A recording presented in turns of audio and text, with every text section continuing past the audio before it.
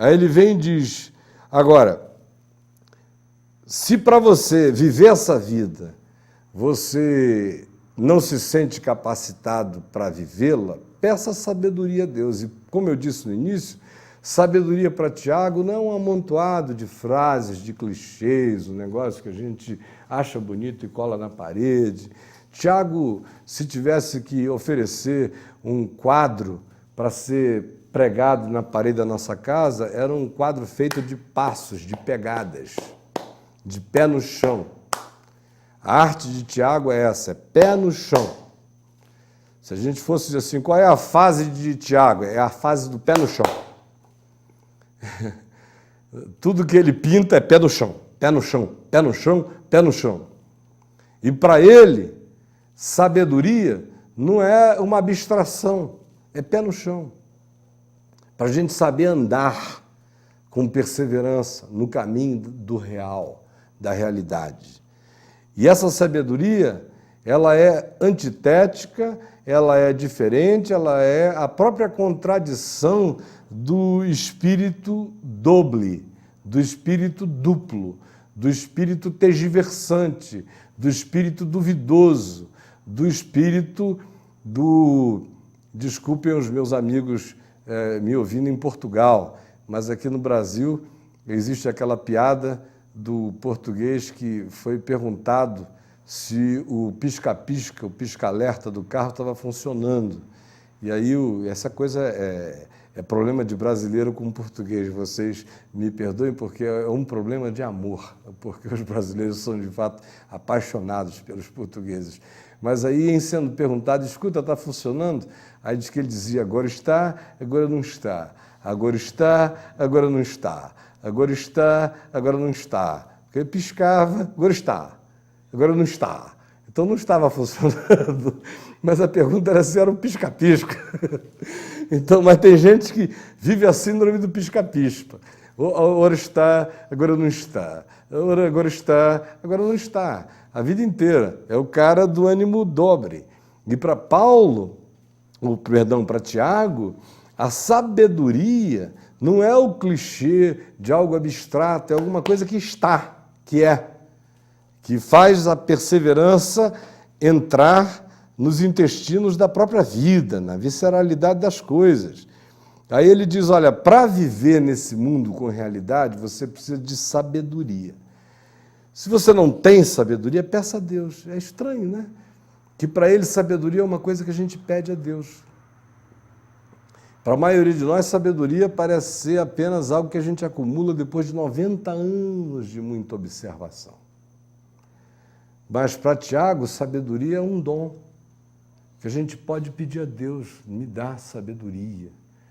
E a palavra sabedoria aqui, nesse contexto, equivale a me dar senso de realidade. Me ajuda a ver a vida como ela é. E me ajuda a me posicionar na vida de modo próprio, conforme o bom senso do Evangelho, conforme a consciência que vem de Deus. Isto é sabedoria. Sabedoria é saber andar no mundo real. Isso é que ele descreve como sendo, e diz que a gente pode pedir isso a Deus, porque Deus dá a todos, liberalmente, porque isso não tem nada a ver com capacitações intelectuais, com QI elevado, com a acumulação de leituras feitas. Alguns dos indivíduos mais idiotas que eu conheço na minha vida são os que mais leem. Mas leem, é uma cultura inútil, não produz coisa alguma. Eles leem apenas para discutir em rodas de salão, leem apenas para ficar fazendo uma troca idiota de saberes, um concurso para ver quem sabe mais aquilo que nenhum dos que sabem encarna na própria vida. Fica sendo apenas quiz, teste de programa de televisão americana. Aperta no botão. Quem foi que descobriu? Pau! Eu sei. Só isso. Isso é sabedoria idiotada.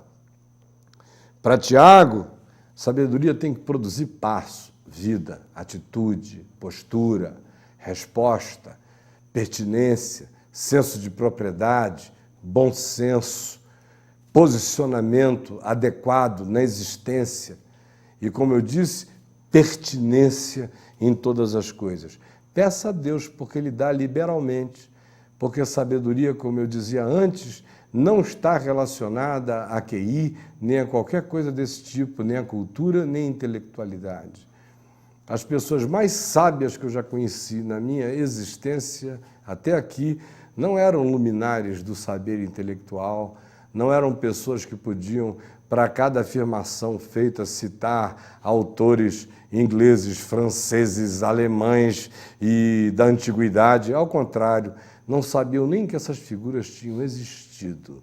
Mas dentro delas você sente que cada passo tem a convicção de uma consciência que sabe o que está fazendo nos limites de alguma coisa que acontece de dentro para fora, ou seja, não é fruto de uma expansão de conhecimentos na mente, mas é o resultado da instalação intuitiva de algo que Deus dá liberalmente a cada um. Dá a quem sabe, dá a quem não sabe, dá a quem tem muito, dá a quem tem pouco. Mas se alguém pedir com fé em nada duvidando, Ele dá liberalmente a cada um. E aí, Tiago prossegue e diz, e nada impropera a ninguém. Peça com fé e ser-lhe-á concedida. Peça com fé em nada duvidando, pois o que duvida é semelhante à onda do mar. Essa oração que pede na dúvida é igual ao pisca-pisca do português. Agora está, agora não está, agora está, agora não está. É a antifé. Pode-se apelidar de fé, mas não é fé. Peça em nada duvidando. Não suponha aquele que duvida que alcançará do Senhor alguma coisa, porque é um homem de ânimo dobre, duplo, inconstante em todas as coisas e em todos os seus caminhos. Por isso, ele se evade frequentemente da realidade. Ora, ele está pisando no mundo real, ora, ele está ausente do mundo real. Então, a tese de Tiago é essa, é a provação, a tribulação que produz senso de realidade na gente. O meio pelo qual a gente se apropria dessa consciência de realidade e vive nela com propriedade, com pertinência, com significado, é através dessa sabedoria que não é uma acumulação de conhecimentos, mas é uma intuição da verdade como bom senso e propriedade na vida. Ele diz que isso pode ser algo que a gente pede a Deus e Deus dá a cada um, liberalmente, porque Ele não faz acepção de pessoas. Mas se você for pedir, condição sine qua non para iniciar o processo é que isso seja algo feito em fé e não em cima desse movimento dobre, duplo, inconstante, instável, como as ondas do mar que vão e vêm e não se fixam jamais em coisa alguma. Se o ânimo foi esse da dúvida, a existência vai continuar acontecendo na irrealidade. De vez em quando você terá surtos de realidade e, frequentemente, você vai habitar o mundo não surtado da irrealidade, porque a irrealidade vai se transformar na constância da sua vida, de modo que o surto vai ser os momentos de realidade. O normal da existência vai passar a ser a fantasia, o que é trágico quando acontece. Aí ele prossegue e diz que essa necessidade da gente habitar o mundo real e não virtual, e não paralelo, e não fantasioso, e que acontece pela pedagogia da privação, da provação, dos embates da vida, e que se instala em nós pela sabedoria, que não é uma acumulação de saber, mas é uma decisão em fé de viver conforme aquilo que vai se instalando em nós como verdade revelada de Deus. Isso tem, todavia, um objetivo. Não é apenas para que a gente tenha essa historinha para contar. Ele prossegue e diz aqui no capítulo 1, do verso 9 em diante, o seguinte: o irmão, porém, de condição humilde, glorie-se na sua dignidade, e o rico na sua insignificância, porque ele passará como a flor da erva, porque o sol se levanta com seu ardente calor, e a erva seca, e a sua flor cai, e desaparece a formosura do seu aspecto. Assim também se murchará o rico em seus caminhos. Outra vez, ele chama a gente para o que é verdadeiro, em contrapartida, em contraposição àquilo que é falsificação e que é apenas miragem, e que é apenas holograma, e que é apenas estética de aparências que murcham com rapidez. Ele bota essas duas figuras aqui, o rico e o pobre. O pobre que deve se gloriar na sua própria dignidade. Ele não tem nada do que se gloriar, ele não tem o que mostrar, ele não tem o que apresentar, ele não tem fachadas para demonstrar, para expor, ele não carrega fora de si mesmo, nenhum tipo de aparato de convencimento sobre o seu suposto significado. Ele tem apenas a si mesmo. Por isso o pobre glorie-se na sua dignidade, em ser quem ele é, e não ter vergonha de si próprio.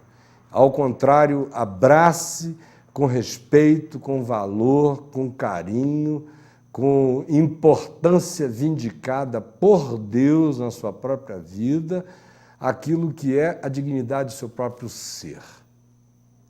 Isso tem a ver com o ser, com a essência. O pobre, portanto, vem desvestido da possibilidade de confundir o seu próprio ser com as coisas que ele tem. Porque ou ele desenvolve quem ele é, ou ele não tem o que mostrar. E ele não tem que desenvolver o que ele é apenas para mostrar. Ele tem que desenvolver quem ele é, porque o único tesouro que ele tem é ele mesmo. É a sua própria dignidade. Por isso, outra vez se linka aqui o indivíduo despojado de um monte de ilusões e que chega próximo da percepção do significado daquilo que tem valor, da sua própria dignidade. A contraposição e a antítese disso é a ilusão do rico, que corre o risco de esquecer do que tem valor essencial e viver para aqueles elementos que apenas carregam significados de aparências estereotipadas e que são fruto das interpretações falsificadas de um mundo que não vive do que é real, mas vive apenas do que é aparente. E do ponto de vista do Evangelho, nem tudo que é aparente é real.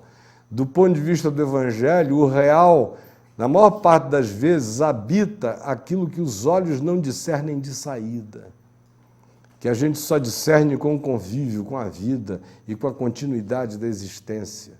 O rico, portanto, aqui, conforme Tiago, corre o risco de perder a consciência do que tem valor essencial e se deixar tapear pelas fantasias e pelo auto-engano das aquisições que supostamente emprestam a ele um valor que Tiago diz murcha como a flor da erva.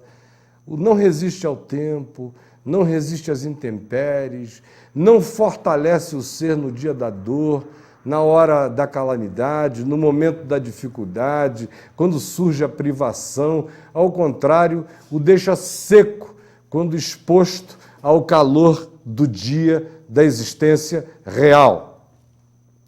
Portanto, o alvo é gerar contentamento. Esse é o alvo, contentamento. Ao invés do indivíduo se contentar pelo que tem, ele tem que essencialmente aprender a se contentar por quem ele é.